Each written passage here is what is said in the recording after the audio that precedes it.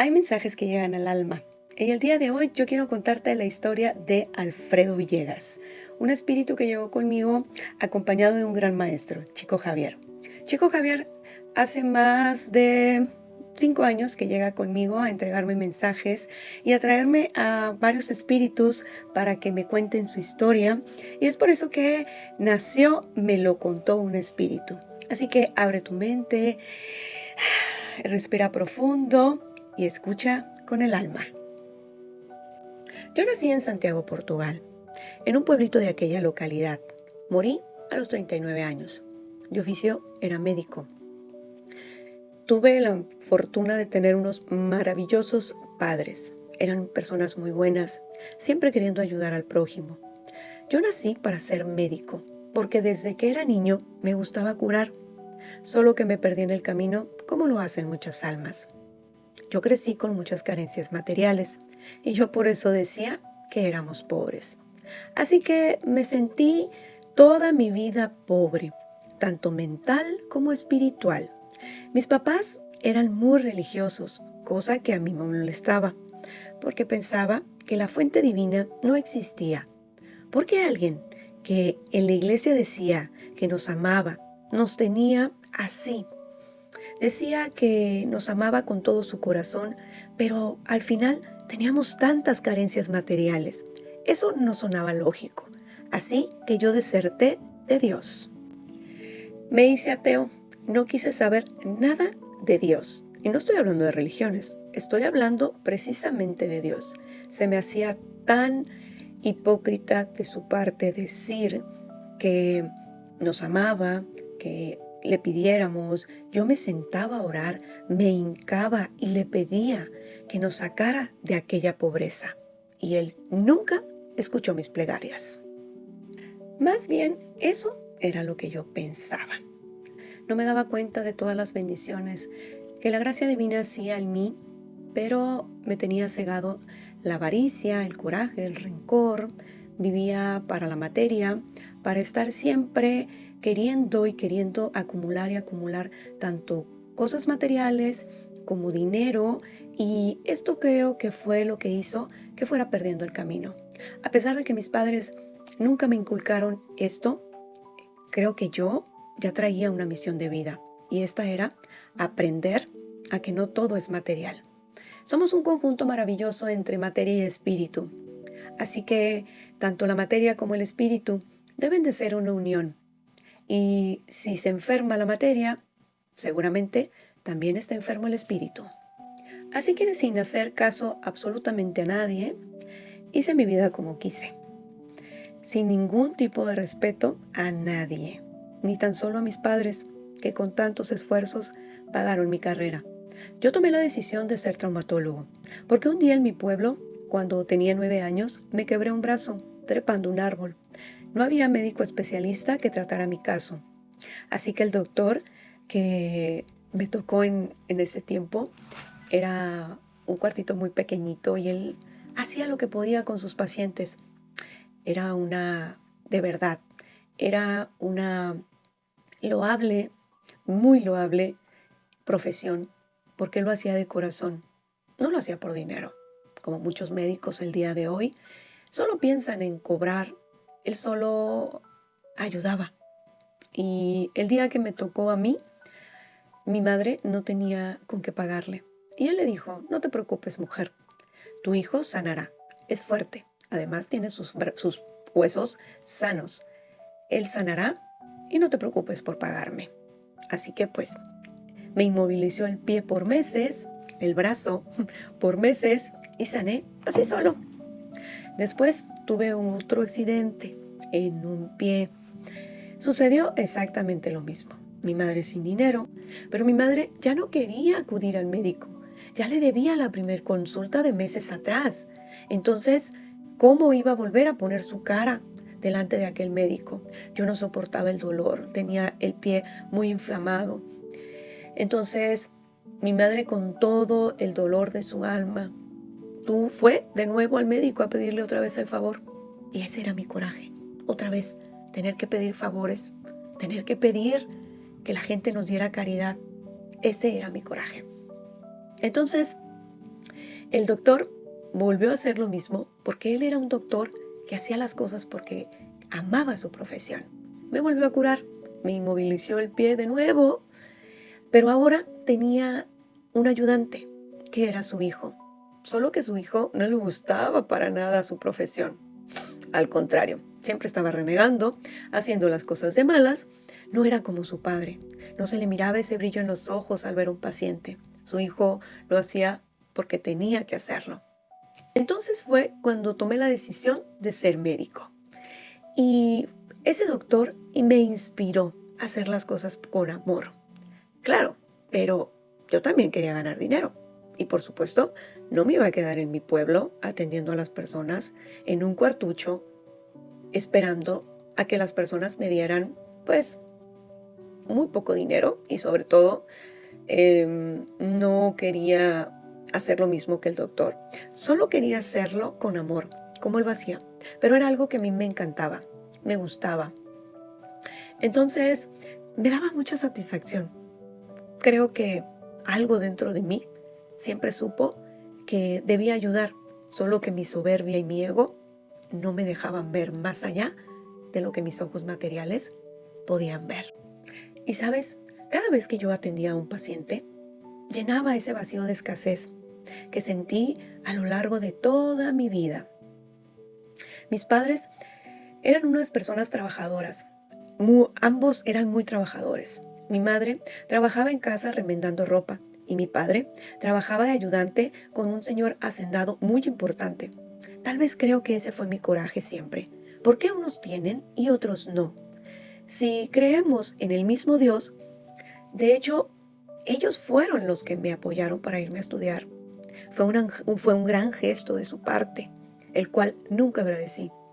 A los 22 años llegó mi primer hijo, con una colega residente. Ella era más grande que yo. Apenas iba a terminar yo mis estudios y solo le dije que ese hijo no era mío. Llegó Matías. Me asusté solo de pensar que no podría tener lo que yo siempre había querido y que no podía darle la misma vida de carencia en la que yo había vivido. No tenía nada que ofrecerle a Matías. Decidí que su madre lo educara sola. Ella ya era una doctora. Ella podía mantener a Matías sola. Era una persona muy inteligente.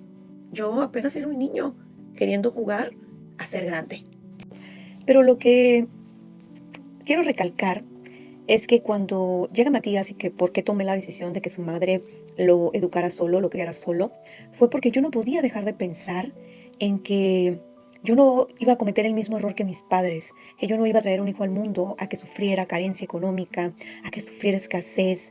Yo por eso tenía metas en la vida, por eso es que estudié una carrera muy complicada, muy difícil, pero cuando él llegó, todos mis miedos se volvieron a activar, absolutamente todo se volvió a activar, todas esas inseguridades, fue algo definitivamente como que removió todo eso que yo había guardado durante tantos años, pero había algo que yo no me daba cuenta, que en realidad nunca me hizo falta nada.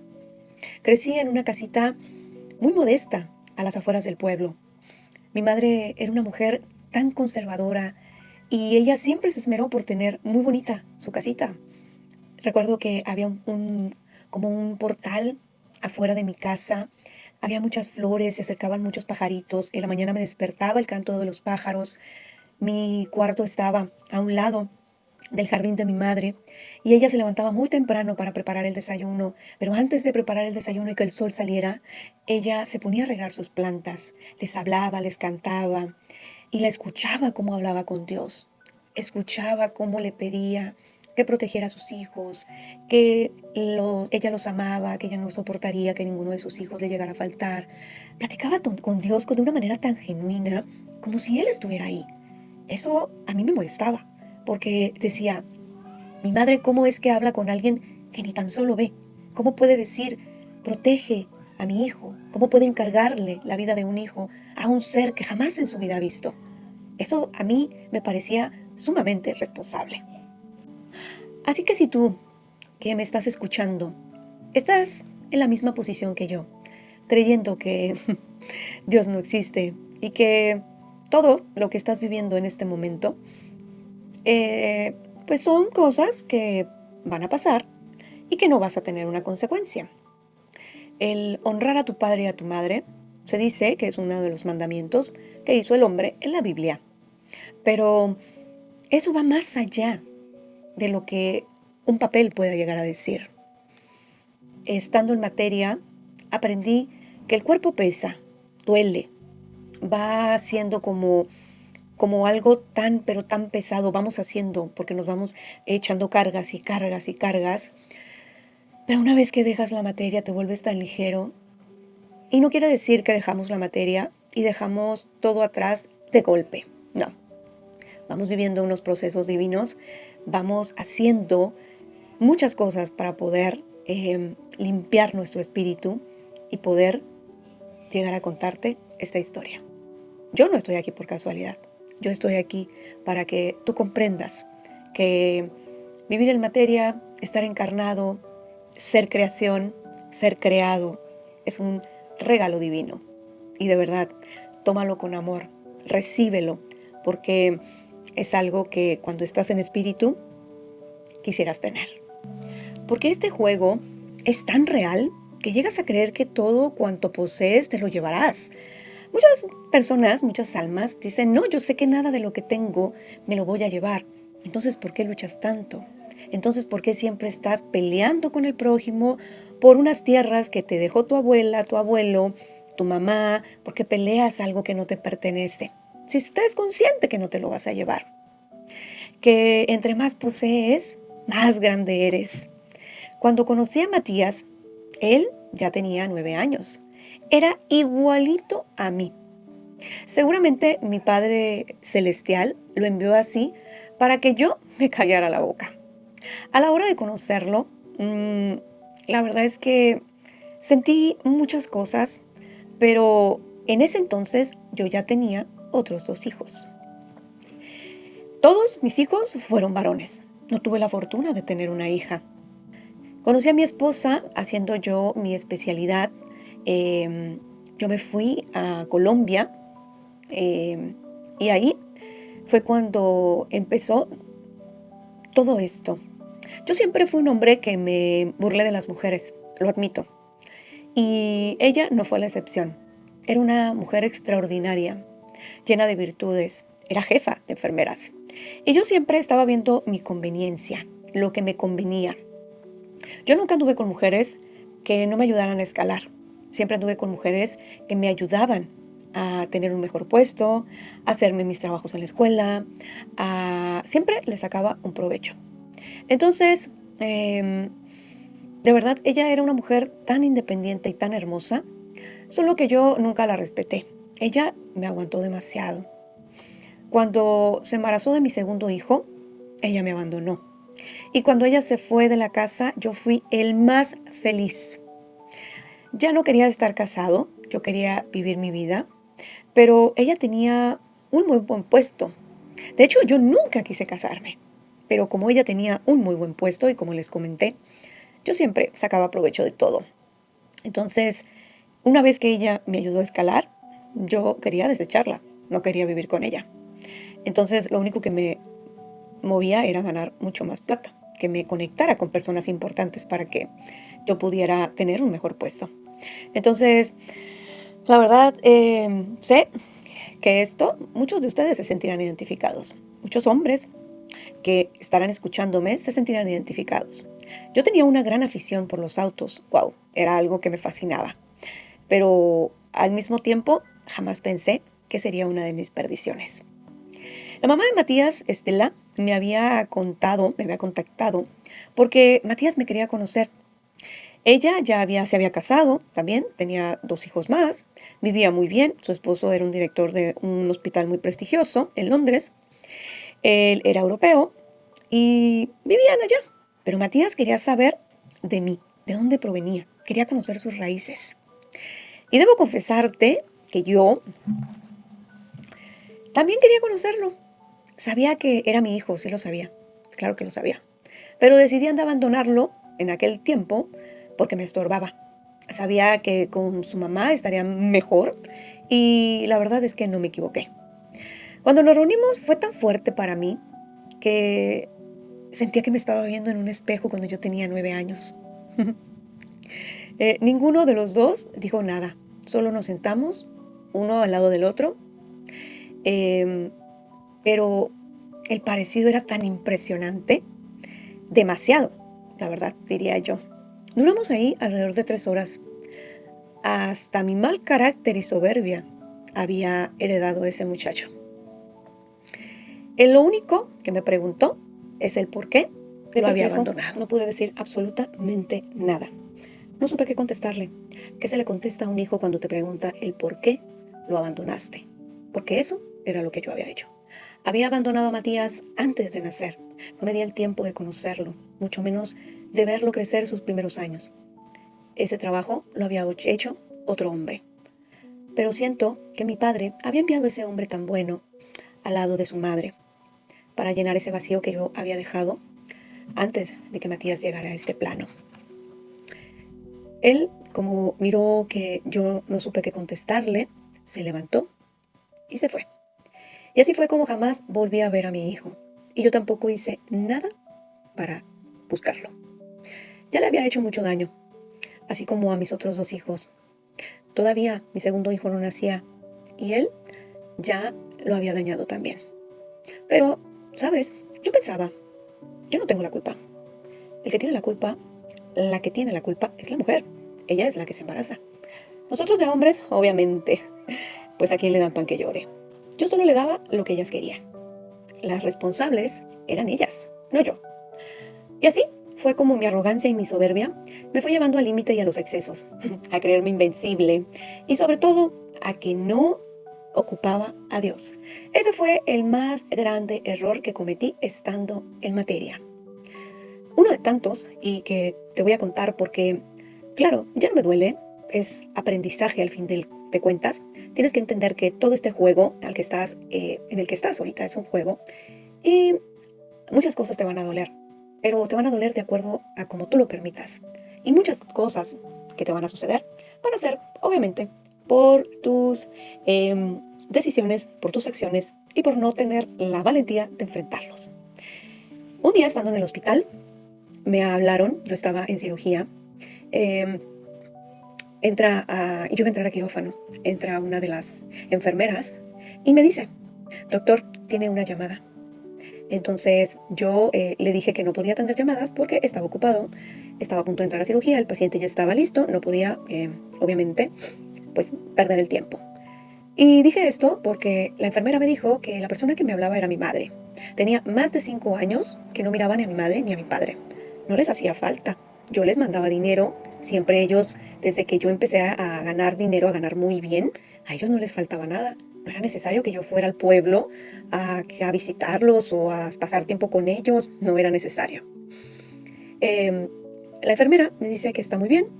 Se va, yo me meto, hago mi cirugía. Estando en cirugía, el paciente era un hombre joven de algunos 28 o 29 años. Recuerdo muy perfectamente ese caso.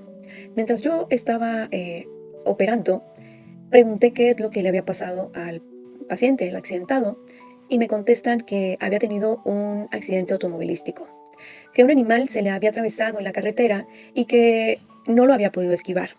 Entonces yo pensé, qué persona tan inútil, qué persona que no podría esquivar un animal en la carretera. Es obvio que esta persona no sabía manejar. Los autos no eran para cualquiera. Y además también pensaba, era tan mal su estado que si llegaba a sobrevivir, obviamente no iba a tener buenas condiciones de vida. Entonces yo hice mi trabajo, hice lo que me tocaba, pero también no podía evitar pensar, si esta persona queda bien o si esta persona sobrevive, va a tener muchas limitaciones y definitivamente sería preferible que muriera. Yo me creía a Dios, creía poder decidir sobre la vida de un ser humano. ¿Hasta dónde llega la soberbia? ¿Hasta dónde llega la soberbia del ser humano? El paciente empieza a reaccionar de una manera sumamente bien. Voy a decirle lo que está pasando a los familiares y su madre me dice, yo sé que Dios me está escuchando. Yo sé que mi hijo se salvará porque lo decreto en el nombre de Dios. Yo me enojé. Dije, o sea que mi trabajo no importa. Todas las horas que duré en cirugía tratando de ayudar a tu hijo no importaron, todo el trabajo lo hizo Dios. No se lo dije porque obviamente me podrían correr, pero lo pensé y dije, wow, o sea, Dios fue el que estudió todo lo que yo estudié, todas las materias, todos los años que me desvelé, pero bueno, está bien. Cuando se acerca de nuevo la misma enfermera, estábamos varios doctores platicando el tema de este muchacho que, como les comenté, sí, pues si sobrevivía, pues iba a tener limitaciones, ¿no? Yo les dije que yo había sido muy honesto con la familia, que para mí era mejor que lo desconectaran porque el muchacho ya estaba demasiado grave. Entonces, la enfermera insiste y me dice, doctor, es que necesito decir algo importante. Y yo, no me estés quitando el tiempo, por favor. En eso la enfermera molesta, porque déjenme decirles que nadie podía verme en ese hospital por mi arrogancia y por mi mal carácter. Me dice, es que su padre acaba de morir. Entonces, cuando ella me dice eso, fue como un balde de agua fría sobre mi cara, pero tenía otras 2 cirugías más. Otras personas necesitaban que yo los atendiera. Entonces me quedé un poco pasmado, sí, lo acepto. Me cayó por sorpresa la noticia. Sabía que mi padre estaba enfermo, pero no sabía qué tan enfermo estaba. Pensé que era algo sin importancia. Aunque mi madre me había dicho en varias ocasiones que fuera a ver a mi padre porque en cualquier momento este se podría morir. Pero yo pensé que era chantaje. Dije, ay, mi madre como siempre, chantajeándome, queriendo que haga lo que ella quiera. El caso es que cuando la enfermera, tan atrevida por cierto, me dijo esto, porque esto debería haber sido sumamente privado, que nadie lo supiera, me dice esto, yo me quedo un poco atónico y los demás doctores se acercan y me dicen, lo sentimos mucho, puedes irte, nosotros nos hacemos cargo y que no sé qué, y yo, claro que no, yo voy a seguir. Pero ¿cómo no vas a ir al sepelio de tu padre? Si me alcanza el tiempo, sí. Yo vivía muy lejos de donde estaban, de donde residían mis padres. Recuerdo que no fui al sepelio de mi papá, no fui a darle el último adiós y tampoco fue que me hiciera falta. La verdad es que fue algo como, bueno, ya se murió, ya no pude hacer nada. Pues ni modo, todos vamos para allá. Al final yo trabajo con la vida y la muerte. Entonces, pues yo creo que todos vamos para allá y pues si existe un cielo o existe un Dios o lo que exista, pues que se lo lleve y que le vaya muy bien. Eso era lo que yo pensaba. Hasta debo confesarte que cuando supe que mi padre había muerto, sentí descanso. Dije, bueno, de perdida una carga menos. Tendré que mandar menos dinero y eso es bueno para mí. ¿Hasta dónde llega el ser humano cuando no trabaja su espiritualidad? Cuando se cree Dios. Es ahí donde perdemos todo. El creer que somos invencibles y sobre todo creer que no hay nada que pueda derrumbarte. Creo que esto es lo más complicado. Conozco muchas almas que se creen indestructibles.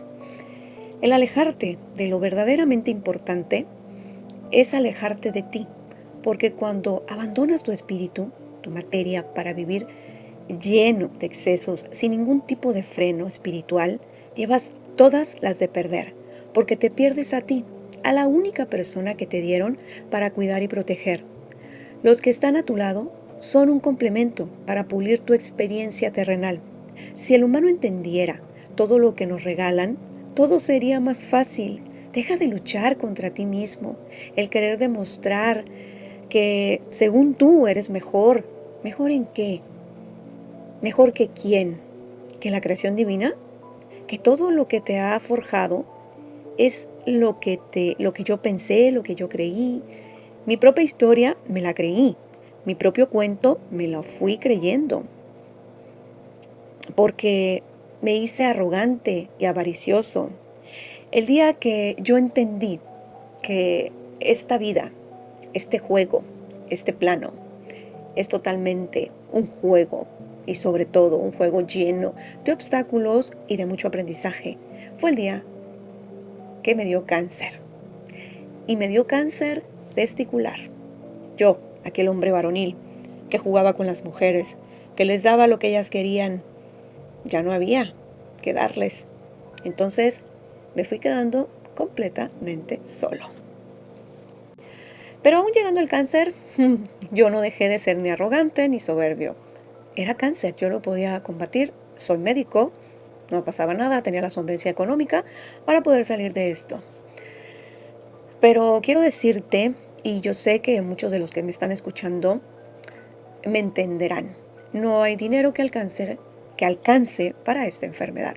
Poco a poco me fui quedando en bancarrota, Los amigos que yo creía que eran mis amigos me fueron abandonando. Nunca le dije a mi familia por lo que estaba atravesando, así que empecé a recibir mis tratamientos yo solo, a cuidarme yo solo, pensando que las personas que estaban en el hospital me echarían la mano. Pero ¿cómo? Si yo jamás fui buena persona. Nunca tuve un gesto de cariño ni de amor hacia el prójimo. Al contrario, a veces a las enfermeras las hacía doblar turno. En especial había una de ellas que tenía un hijo pequeño con cáncer. Ella me lo contó y yo nunca le di un día. Al contrario, yo le decía que eso eran solo pretextos. Entonces fui perdiendo tanto mi dignidad como mi dinero, hasta que en el hospital, donde laboré tantos años, ya no se me pudo dar los tratamientos. Llegué a un hospital público y ahí conocí a una bella mujer. Mary era una enviada de Dios, sin duda. Ella iba manejando en estado de ebriedad junto con algunos amigos cuando se impacta contra una familia y al instante muere un bebé de 1 año y su mamá. El papá logró salvarse, pese a la gravedad de sus heridas, pero ella no fue a la cárcel, ya que era hija de un reverendo de una iglesia muy prestigiosa de allá de su pueblo, y el Señor movió todas sus influencias para que culparan al papá. Pero Mary se entregó y dijo que ella iba a enfrentar sus consecuencias. La verdad es que fue una de las cosas más terribles que pudo haber hecho. Mary quería morir, quería destruirse, por eso es que ella había decidido tomar las riendas de esto que había pasado, pero a ella le atormentaba el haber matado a un bebé de 1 año. Ella por eso quería desvivirse, lo intentó muchísimas veces dentro de la cárcel, mas nunca pudo. Pero un día, mi Padre Celestial es tan grande y maravilloso que nos va mostrando el camino que tenemos que tomar. Un día Mary tuvo una visión y de ahí para acá fue cuando ella pudo ser una hija de Dios, que todos somos hijos de Dios, pero una mujer de Dios. Ella entregó su vida a Dios porque tuvo esta visión. Cuando Mary iba manejando, ella dice que no recuerda muy bien mucho de lo que sucedió en esta carretera, pero lo que ella decía es que mi padre le había mostrado que antes de que Mary se impactara con la familia, que Dios le mostró a Mary que no solo fue su culpa. La culpa la tuvo Fred, quien era aquel hombre al que había destruido la vida, según las propias palabras de Fred. Pero él también contribuyó para que ese accidente terminara así. Él venía discutiendo con Melanie y él era un poco agresivo con ella. Por eso ella traía a su bebé en brazos, porque Fred era violento y siempre la amenazaba con golpear al bebé, si no hacía lo que él decía. Ella, en un momento de desesperación, tomó a su bebé, abrió la puerta y se quería aventar a la carretera para terminar con su vida y la de su bebé porque estaba cansada de todo lo que estaba pasando. Pero Fred empezó a forcejear con ella y fue cuando no vio al carro de Mary. Él fue el que se topó de frente con ella, no Mary contra el carro. Cuando a Mary se le entrega este mensaje del Espíritu Santo, no podía creer lo que Dios le estaba demostrando. Lo que aquella escena le había dicho, que no era todo su culpa, que también la otra parte.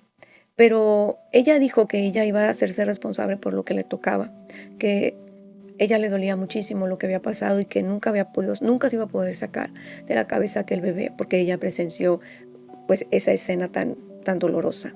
Y fue por eso que Mary escogió el camino de la sanación, ayudar a las personas que más lo necesitan en los hospitales, porque cuando Mary estuvo en la cárcel, pues ella pasó por muchísimas golpizas que le dieron sus compañeras y pasaba más en el hospital que en su celda. Entonces ella se fue dando cuenta que tenía esa facilidad para estar con los enfermos y ahí aprendió muchas cosas. Mary salió a los 5 años y desde que salió siempre fue a hacer labores sociales, porque era lo que ella quería, era lo que llamaba. Ella fue la única persona que me ayudó. y la verdad es que nunca supimos qué pasó con ella. Unos dijeron que había muerto, otros que se había ido a ayudar a otro hospital. Yo prefiero pensar que así fuera. Y así fue como pasaron los años. Yo seguía con mi vida solitaria y vacía, sin creer en nada ni en nadie. Solo existía. Conocía mujeres, pero ninguna me satisfacía. Algunas, cuando les quería contar por lo que había pasado, se alejaban y otras me miraban con lástima, así que decidí quedarme completamente solo y empecé a buscar a mis hijos. Los miraba con frecuencia. Ellos se habían convertido en una motivación.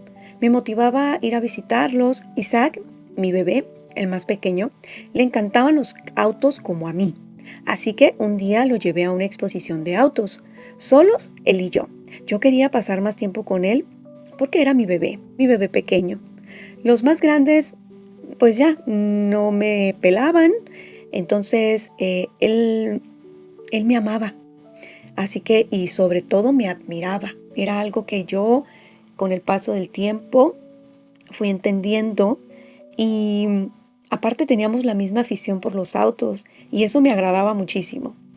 Mas ese día lo recuerdo muy bien. Yo estaba muy emocionado por una exposición que había estado esperando por meses y por fin había llegado la hora, el día y la fecha. Así que llevé a Isaac conmigo a esa exposición. Recuerdo que llegamos allá, nos fuimos con unos amigos porque yo dije que me traería un carro, que quería darle una sorpresa a Isaac. Yo sabía que él sería el más emocionado. Y así fue. Compramos un Mustang rojo, 8 caballos de fuerza, volante de piel y quemacocos. En esos tiempos era como un motor, en esos tiempos esos carros, oh wow, o sea, no cualquiera tenía un carro de esos. Además tenía como el motor alterado. Yo soñaba, la verdad, con ese carro. Me lo merecía, ¿no? Había pasado por muchísimas cosas. Después de pasar por tanto dolor, de todo lo que me había sucedido, o sea, además las personas me iban a ver y iban a decir, wow, o sea, qué carrazo traes. Así que tomé a mi hijo, lo senté en el auto del copiloto sin tener ninguna precaución de llevar alguna silla. Nos fuimos por una carretera tan, pero tan hermosa. Yo iba gritando de felicidad. Íbamos Isaac y yo súper contentos. En eso veo que Isaac se para en el asiento. Yo le doy un poco más recio al carro para que Isaac pueda sentir esa brisa, ese aire en su rostro, cuando de repente se me atraviesa un animal en el camino. En ese momento se me vino a la mente aquel muchacho que operé y que estaba sumamente grave por algo que yo me había burlado. Cuando este animal se atraviesa, yo no pude frenar. Me impacté contra él, perdí el control y me impacté contra un árbol. Quedé prensado. Atrás había quedado Isaac. Su cuerpo estaba inerte. Y sabes, nadie pasó. Era como si todo eso ya había estado predestinado. Yo quedé prensado varias horas en ese auto. Nadie llegó a auxiliarme. Absolutamente nadie. Podía ver el cuerpo de mi hijo tirado sobre el asfalto. Era un dolor que no te puedo explicar, pero me dolía más ver el cuerpo de mi hijo tirado sobre el suelo que mis dolencias físicas, que lo que había sucedido con mi cuerpo. Yo estaba hecho pedazos y aún recuerdo aquellos momentos de angustia, de dolor, pero sé que mi padre me mantuvo vivo hasta que llegara alguien a recoger el cuerpo de Isaac. Y así fue. Pasado 6 horas, llegaron unas personas, le hablaron a una ambulancia, recogieron el cuerpo de Isaac y fue cuando yo me fui. Quiero decirte que la vida está llena de excesos y creemos que la tenemos comprada. Yo, estando en materia, fue lo que creí. Yo conocí el infierno antes de irme, definitivamente. Cuando cerré mis ojos para pedirle al Creador que me llevara con Él y perdonara todo lo que yo había hecho en materia, recuerdo que me fui a un lugar sumamente iluminado, como si fuera un hospital, pero totalmente diferente, Como tal, no existe un cielo ni un infierno. Muchas veces el infierno lo vives en materia, porque es tu aprendizaje. Porque siento dentro de mi experiencia y sobre todo desde lo que yo quiero contarte, que el infierno lo vives en la tierra con tus acciones y pensamientos. Hoy ayudo a Chico Javier y entiendo que todo lo que viví fue porque yo lo decidí, vivir así. Pero también comprendí que Isaac se quiso venir conmigo porque hicimos un pacto él y yo. Todo sucedió como debió de ser. Yo no podía cambiar nada. Y ahora ayudo a quien me lo pide, a quien me pide sanación. Por eso llegué con Isabela, para que juntos ayudemos a sanar. Atentamente, Alfredo Villegas. Nació en 1905. Una hermosa historia de mi amado y querido Alfredo Villegas. Espero y que esta historia le sirva a muchas personas, porque créeme que él te la envía con mucho amor.